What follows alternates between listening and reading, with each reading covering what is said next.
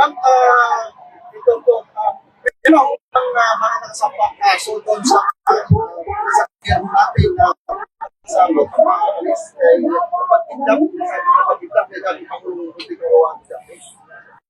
Isa yon sa mga tulong ni Senator Amy, no, sa dating Pangulong Rodrigo Duterte. Noong ginawa niya ang hearing ay lumabas doon na nagsabuatan talaga sila sa paghila, pagkidnap, pagdukot kay dating Pangulong Duterte sa Pilipinas at itin siya dito sa The Hague.